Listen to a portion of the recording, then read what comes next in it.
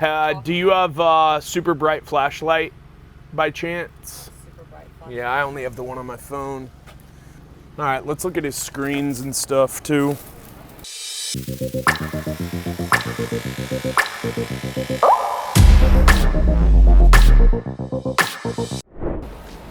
So always look at these windows, look at the glazing strips, and then this is a picture window, but if the window has a screen on it, a lot of times the hail will damage that as well.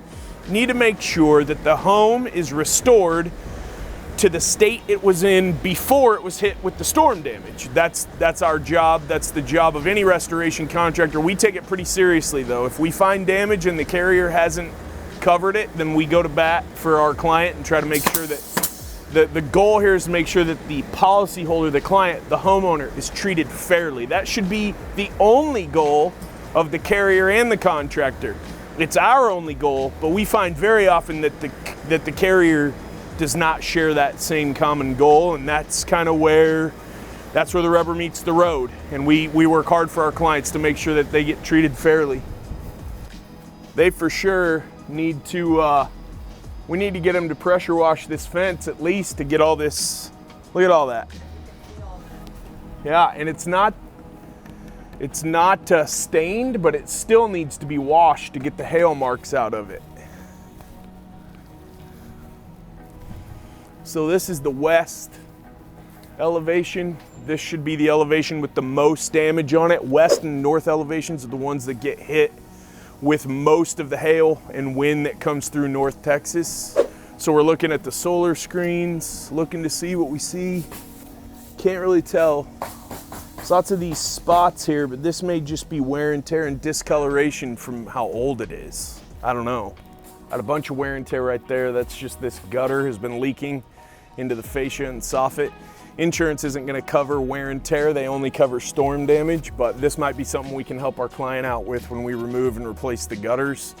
The gutters need to have a nailable surface to be adhered to, and this is very badly deteriorated. So this might be something we need to give some attention to.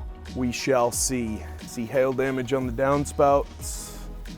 Those have all been approved, but the fence wasn't approved, and I didn't see any screens, and I didn't see the garage door or the back door. Just a matter of finding enough damage on those to warrant. They're not gonna cover that rot because that is wear and tear. They will cover the gutter, but that might be something where we tell him, hey, we can make a spot repair.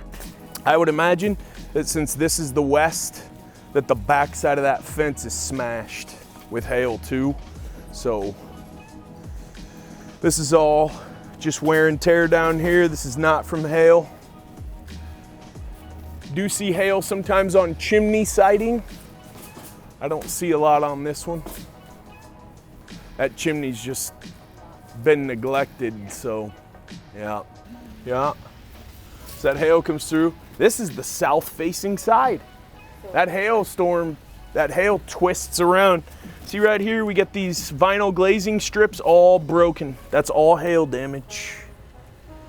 That was caused by hail impacts. We'll get the insurance company to pay to make that repair. And of course, all the gutters need to come off and be replaced, and the downspouts as well.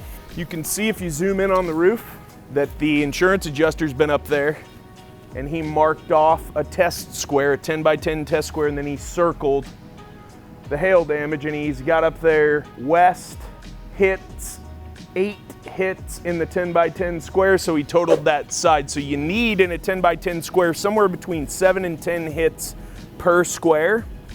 If you only find damage on, say, the north side and maybe the west side, but not the east and the south, which is pretty common, the whole roof still needs to be replaced. A roof system is a complete system, head to toe, side to side, up and down. The entire roof has to be replaced so the entire roof can be warrantied. Otherwise, if you're replacing the roof in sections, how would you ever know that it falls under the warranty if it starts leaking on one side and you didn't replace the roof on that side? So hopefully that makes sense. If not, you can always email me live at autographconstruction.com or hit me on my Instagram at Jess from the Northwest.